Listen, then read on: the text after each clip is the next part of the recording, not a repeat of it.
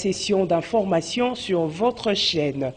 À la Chambre basse du Parlement, acte 2 du débat général sur la proposition de la loi portant modification de la loi électorale s'est joué ce lundi 25 avril 2022 sous la houlette du président de cette Chambre du Parlement, Christophe Mbosso-Kodia. Reportage de Gisèle Olive Etoko. Au cours de la plénière de ce lundi 25 avril 2022, le président de la Chambre basse du Parlement a indiqué que le débat général sur la proposition de loi s'est poursuivi. À ce sujet, a-t-il rappelé qu'après son économie présentée par ses co-auteurs, le jeudi 14 avril 2022, ils sont arrivés à la phase des interventions des députés lors de la séance plénière du vendredi 22 avril courant. Mais à la suite de la motion de procédure du député national Massanga Etienne, l'Assemblée plénière a souverainement décidé d'étendre cette étape sur 3 jours afin de permettre aux députés inscrits sur la liste des intervenants d'exprimer librement leurs préoccupations. Pour cette séance, a-t-il enchaîné, il sera question de poursuivre avec le deuxième groupe d'intervenants, parmi lesquels 25 orateurs sont prévus aujourd'hui. Pour l'essentiel, le débat général tourne autour du maintien de la proportionnelle. Pour ce qui est de la suppléance, la majorité des députés soutiennent qu'on laisse à l'élu la liberté de choisir son suppléant. D'autres ont plaidé pour la représentativité de la femme, des personnes vivant avec handicap et celle de peuples autochtones pygmées à 5%. Pour le candidat président de la République, d'autres encore veulent intégrer dans le texte la dimension être congolais de père et de mère. Tout à fait autre chose à présent à Muchanga, au nord de Butembo, dans la province de Nord Kivu. La situation est restée tendue ce lundi 25 avril 2022 suite à l'appel à manifester du groupe de pression Veronda Muchanga contre le maintien de l'état de siège dans l'est de la République démocratique du Congo. Les activités étaient paralysées. De manifestants ont fait face à la police qui était déjà renforcée de la matinée dans le point chaud des Butembo. Et face au jet des pierres, les éléments de l'ordre ont répondu par des bombes à gaz lacrymogène. La population ayant barricadé les routes par les arbres et pierres que la police a dégagées en se servant d'une tronçonneuse électrique. À Goma, dans le nord Kivu, les enseignants des écoles conventionnées et ceux des écoles publiques de la ville de Goma ont observé une journée sans enseignement ce lundi 25 avril 2022. Ils réclament le paiement du deuxième et troisième palier en fin avril selon leurs accords avec le gouvernement. Autre détail avec notre correspondant à Goma. Ces colis ont retourné à la maison ce lundi 25 avril. Ce sont les élèves des écoles conventionnées et publiques de la ville de Goma qui, à leur arrivée à l'école, se sont retrouvés sans enseignants. À leur retournée, certains d'entre eux ont fait savoir qu'ils ne savent pas pourquoi leurs éducateurs ont brillé par une absence en ce jour. Contactés, les enseignants disent observer une journée sans enseignement dans le but de réclamer leur prise en charge comme prévu à la fin du mois d'avril en cours par le ministère national de l'Éducation. L'information que nous avons reçue selon ce que les enseignants s'attendaient, ce n'est pas à cela qu'ils se sont rencontrés. D'après les accords de Mouela, il faudrait qu'au mois d'avril, que les enseignants perçoivent le deuxième et le troisième palier. Et je me rappelle sur Top Congo, le ministre lui-même avait dit qu'au mois d'avril, les moins payés des enseignants percevront $400 ou à d'autres termes 800 000 francs. Alors, en arrivant à ce mois d'avril ici, la paye vient d'être lancée à BOA, la situation est statico. Alors les enseignants, c'est comme s'ils recevaient un message de deuil, ils ne savent plus se contenir parce que selon les accords de Mbuela, vraiment, ça serait le sourire pour ces mois ici d'avril. Voilà la raison qui a amené à ce que les enseignants puissent manquer les comportements et observer directement des journées sans enseignement dans ce sens-là. De son côté, Malik Gilima, président de l'Association nationale de parents des élèves du Congo section du Nord Kivu, appelait les enseignants à revoir leur manière de revendiquer, vu que ce sont leurs enfants qui sont le premier perdant, étant donné que ces derniers étudient dans des écoles publiques. Arriver à sécher de ne pas donner cours, c'est l'entorse Parce que de ce qu'ils sont en train de faire, je ne pense pas que ça va beaucoup toucher, hein, les concernés.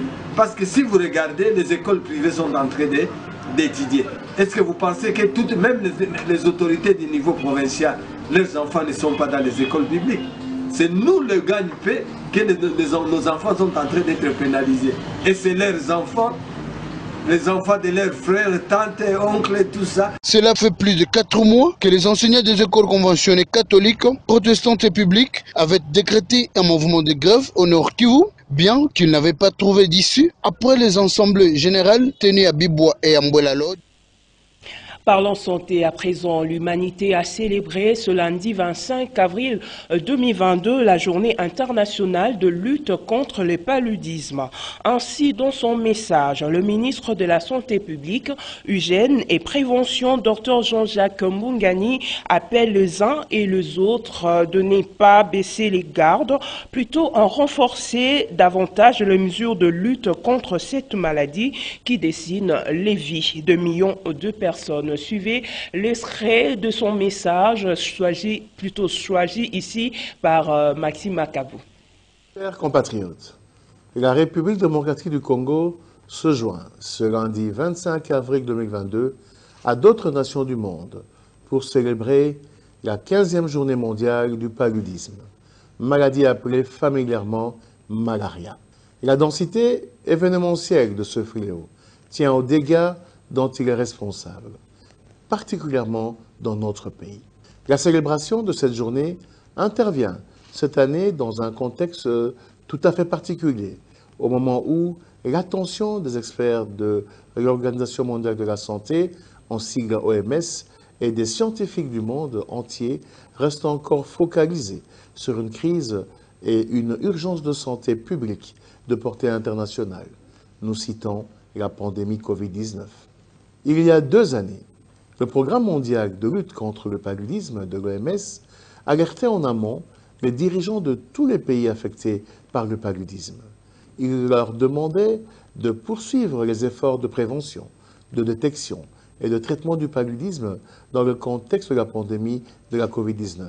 Cette dernière ayant testé jusqu'à ce jour la résilience de systèmes de santé robustes à travers le monde.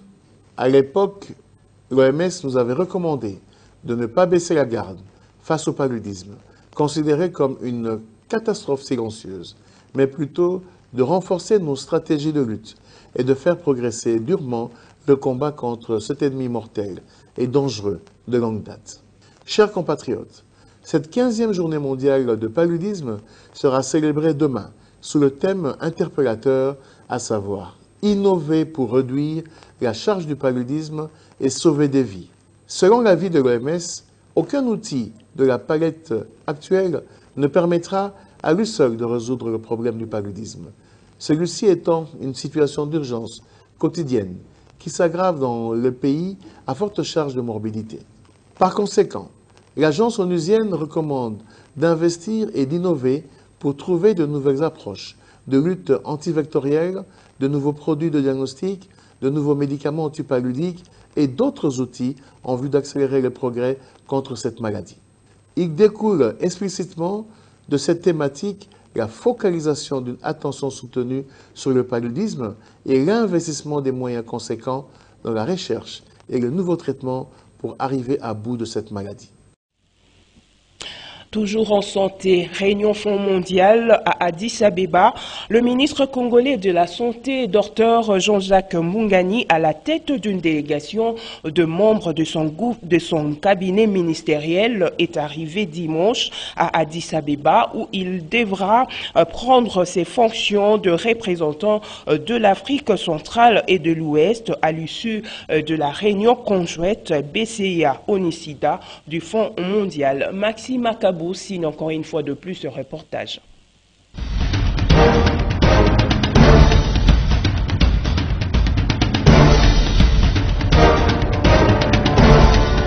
Aujourd'hui, je suis à Addis Abeba pour participer dès demain à la revue annuelle du Fonds mondial sur les maladies essentielles qui concernent l'Afrique.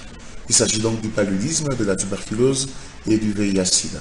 Cette revue est importante parce qu'elle nous permettra d'évaluer les avancées et relever les défis à améliorer pour l'année qui vient. Également, en marge de cette revue se tiendra le conseil d'administration pour la région africaine du Fonds mondial. Conseil d'administration dont je suis membre pour la région de l'Afrique du Centre et de l'Ouest, et également ma suppléante.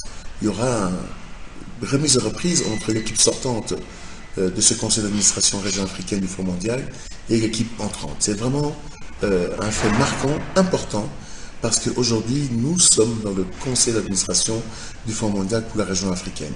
En ce qui me concerne, je suis administrateur titulaire pour l'Afrique du Centre et de l'Ouest. D'abord, c'est avec honneur que j'ai reçu cette désignation, parce que c'est à l'issue d'une élection, et la charge qui nous sera attribuée est d'être là comme orchestre des fonds alloués pour la lutte des 3 maladies.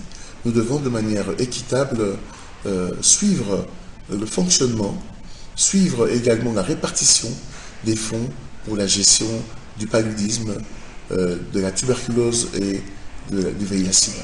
Nous avons un rôle important, c'est-à-dire de faire tout pour que les chefs d'État puissent s'impliquer afin qu'il y ait beaucoup plus d'États qui s'impliquent en termes de dons au Fonds mondial, également qu'il y ait des donateurs privés. Nous allons attirer l'attention des chefs d'État africains parce que cette fois-ci, la nouvelle stratégie du Fonds mondial est que les pays bénéficiaires puissent également contribuer, augmenter leur part contributive dans la prise en charge des maladies, surtout le VIH-Sida, et également donner une contribution. Le Kenya est un pays d'exemple, la RDC également, et nous appelons d'autres chefs d'État africains à emboîter les pas. Et nous sommes aussi ouverts pour que les philanthropes africains s'investissent également dans cette contribution.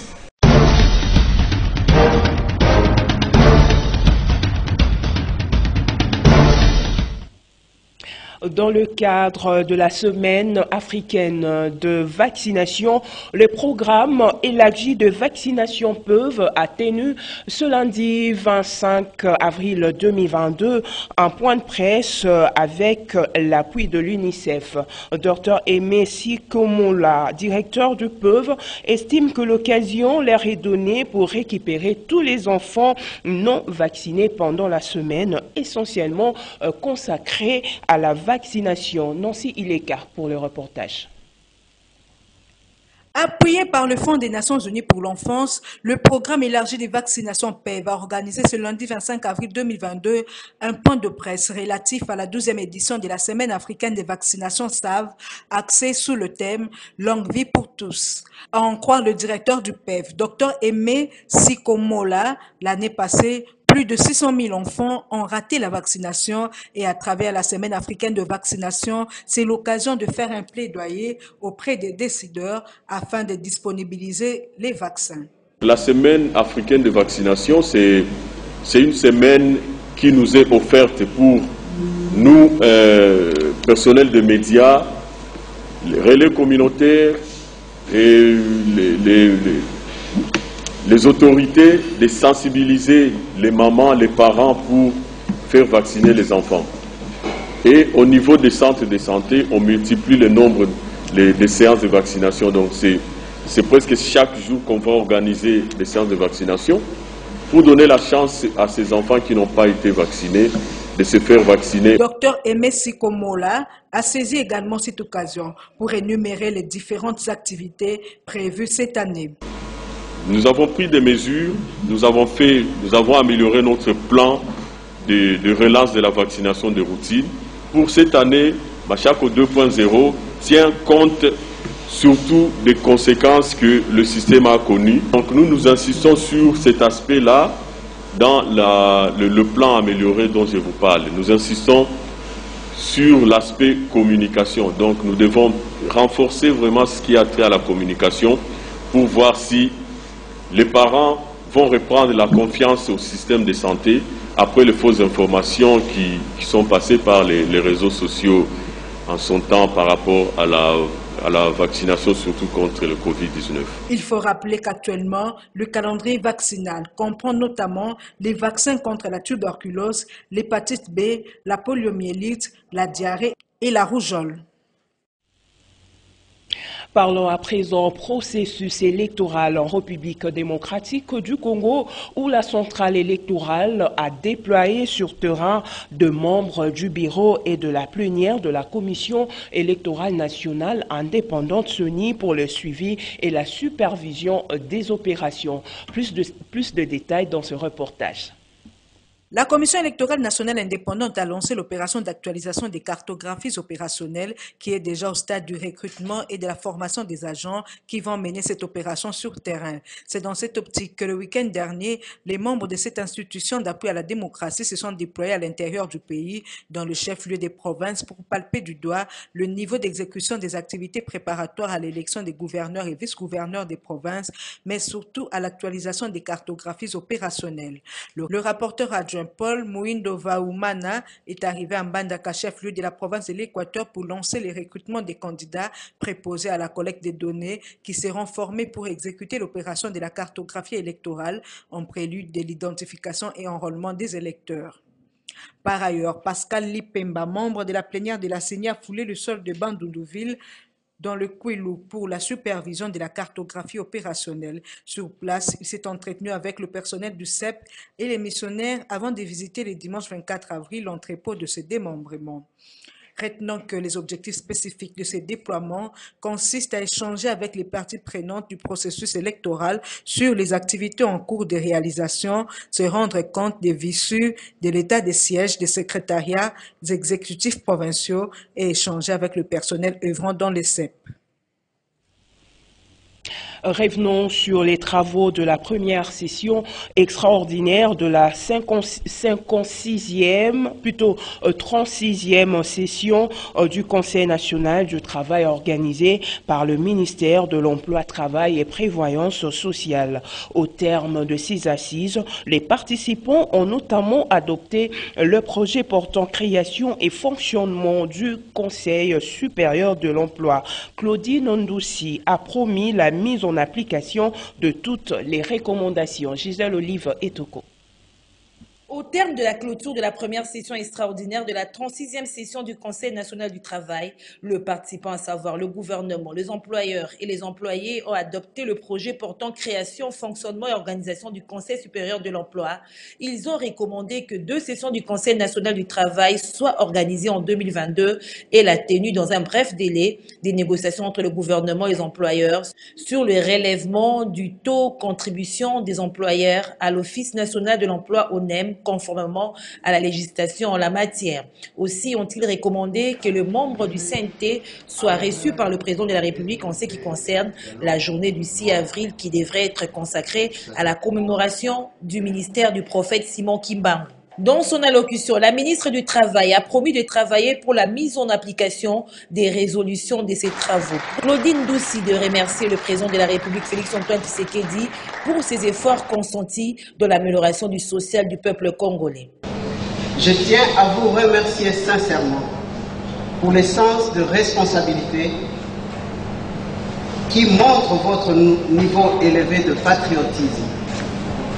En effet, les efforts fournis de part et d'autre dans l'abnégation ont permis d'obtenir un large consensus sur les résolutions formulées au terme de ces assises, à savoir l'accès aux soins de santé, y compris les travailleurs à travers l'adhésion de tous les bancs au processus de la couverture santé universelle. Votre gouvernement reste convaincu que la meilleure façon de redynamiser le Conseil national du travail est de collaborer de manière transparente et respectueuse avec les partenaires sociaux. Pendant la crise sanitaire liée à la pandémie de Covid-19, vous avez fait preuve de cette collaboration et nous sommes confiants que cela sera de même avec les effets de la guerre en Ukraine. Toutefois, la bonne volonté ayant ses limites, nous sommes appelés ensemble à mettre en place un système résilient. Voilà vous n'avez pas hésité à prendre une part active à cette première session extraordinaire de la 36e session du Conseil national du travail, qui avait entre autres comme objectif prioritaire échanger avec vous sur la mise en place d'une couverture santé universelle et sur la création, l'organisation et le fonctionnement du Conseil supérieur de l'emploi. Les travaux de la première session extraordinaire de la 36e session du Conseil national du travail se sont déroulés du 19 au 22 avril 2022. Vous le savez sans doute, les militants de l'Amouka ont été réprimés vendredi 22 avril 2022 par les éléments de la police nationale congolaise, alors que ces derniers revendiquaient le débat sur la proposition de la modification de la loi électorale à l'Assemblée nationale. À ce sujet, les CALCC et les Milapro ont rendu public une déclaration ce lundi 25 avril 2022 où il condamne fermement cette attaque tout en exigeant l'ouverture d'une enquête indépendante pour établir les responsabilités. Reportage. Le pouvoir en place se distingue de plus en plus par une insensibilité telle face aux cris de détresse de la population et à la misère grandissante, mais aussi par des restrictions accrues des libertés, marquant ainsi un recul dangereux de la démocratie, si cher payé en RDC et fragile cohésion nationale. À cet effet, le Milapro et le CALCC condamnent fermement l'instrumentalisation de la justice pour museler toutes les voix dissidentes et emprisonner les non-alignés. Pas plus tard qu'avant-hier, vendredi 22 avril 2022, il y a eu, lors de la récente manifestation pacifique de sit-in devant le palais du peuple, répression sanglante, usage excessif et disproportionné de la force, usage de balles réelles ayant causé des blessures graves et la destruction méchante au siège du parti politique SID. Chose que nous condamnons avec la dernière énergie. Le CALCC et les Milapro exigent l'ouverture d'une enquête indépendante pour établir les responsabilités et déférer devant la justice les auteurs de ces violences. Après la modification a priori politiquement motivée de la composition de la Cour constitutionnelle, en violation de la Constitution et des lois pertinentes, et subséquemment le passage en force par l'Assemblée nationale dans le processus de mise en place des animateurs de la CENI, au mépris total de la loi par elle-même votée. Et malgré le chapelet des bonnes intentions miroitées pour endormir le peuple, tout porte à croire que le pouvoir en place est déterminé à faire fi de tous les appels aux réformes électorales consensuelles pour des élections crédibles, transparentes et apaisées en 2023. L'examen en cours de la loi électorale en dit plus. Le CALCC et le Milapro appellent ainsi le peuple congolais, partout où il se trouve au pays et à l'étranger, à la vigilance tout azimut, à la mobilisation et à ne pas céder aux manœuvres dilatoires des politiques qui ne visent que leurs intérêts personnels. Parlons religion à présent, du cœur à la tête, santé et évolution spirituelle, tel est le thème de la conférence organisée le week-end dernier par l'ancien et mystique ordre de la Rose-Croix à Morque à l'INPS ex-item dans la commune de Kassavubu. Plusieurs personnes avaient assisté à cette conférence animée par Madame Jocelyne Louot, conférencière à l'université Rose-Croix internationale. Bonne Ndinga et Dadi Kusaka pour le reportage. Au niveau de l'estomac. Et donc là, il va descendre au niveau de l'intestin. Organisé par l'ancien mystique Ordre de la Rose-Croix à Morque, Cette conférence tenue sous le thème du cœur à la tête, santé et évolution spirituelle avait connu la participation de plusieurs personnes dont le nom membre.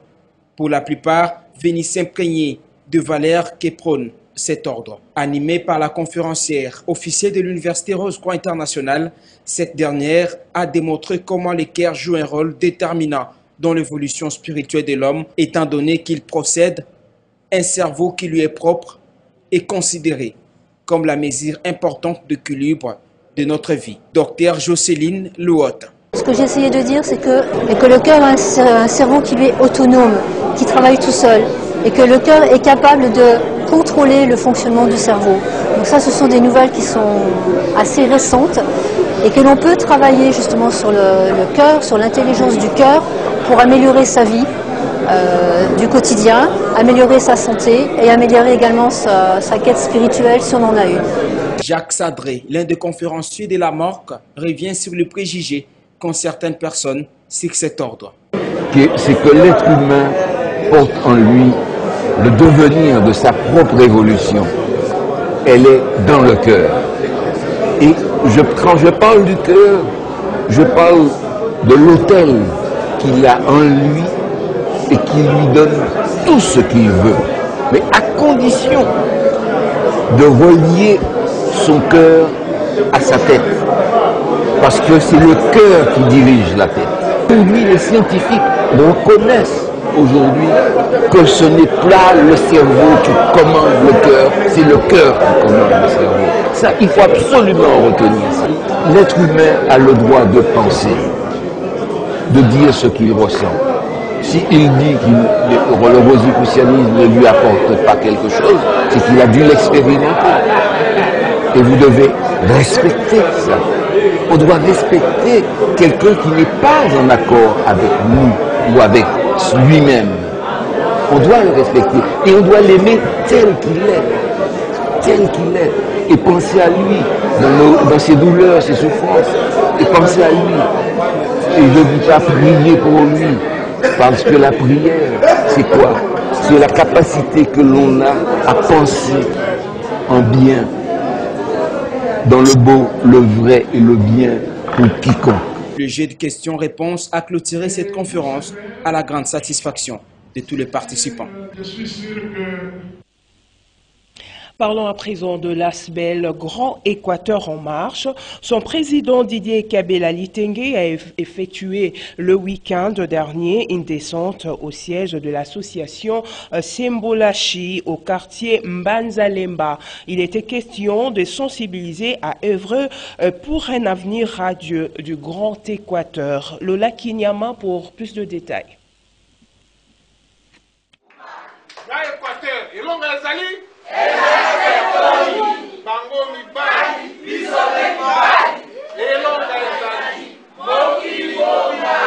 C'est une descente de conscientisation qu'a effectué le président du Grand Équateur en marche à l'association Sembolachi au quartier Mbanzalemba. Didier Kabila-Litenge, d'appeler le membre de cette association que préside Valérie Bapala et Nénette Kamba comme secrétaire général, a milité pour un avenir meilleur du Grand Équateur. L'heure n'est plus au cadeau, a-t-il dit, il faudrait être compétitif. Aujourd'hui, j'ai accosté dans un de mes ports d'attache, le port de Mbanzalemba, dirigé par Monsieur le Président Valérie Bapala, avec Maman Nénette Kamba comme secrétaire général, avec le soutien bien entendu de tout le comité directeur. Il a été question pour nous de faire un contour, de faire un examen de conscience sur notre avenir, l'avenir du Grand Équateur et le devenir de ses membres. J'ai inculqué à tous les membres du Grand Équateur ici présents d'être compétitifs. Et là où se partagent les gâteaux, ils doivent avoir le leur. L'heure n'est plus au cadeau. C'est comme ça que nous avons défini Ngando Nangando Nalibongo Nae, qui veut dire chaque crocodile a son port d'attache. Le président de l'association Sembolati, Valérie Bapala, s'est exprimé en ces termes. Première motivation, le président Didier Kapela, isa assistance na biso ya Sembolati Ambe Makumba. Tellement président azalaka na droiture ngando na libongo na ye atikalaka te. Yango pe biso tolinga ya sema lelo na libongo ya Sembolati. Na libongo ya Sembolati asemi lelo aiveye biso, afungoli biso. Oyo mususu ezalaki te na mutu na biso a-impliqué biso yango na mutu. Exemple, au président Aibisi Biso, alors que si ka partage ya nzoko yesalama, il faut bolinga bozala na mutu na bino. C'est sous une pluie battante que cette activité a eu lieu dans une ambiance des familles. On parle sport à présent. Le tout-puissant Mazembe de Lubumbashi file en demi-finale de la Coupe de la Confédération de la CAF après la victoire de ce dimanche 24 avril 2022 face à FC Pyramide d'Égypte. Les Corbeaux seront opposés à la Renaissance Berkane en demi-finale. Michel Moukadi pour le reportage. Il y aura une autre chance. Il y a pas mal de maillots blancs et noirs. Bien positionné, la remise de la tête. C'est passé.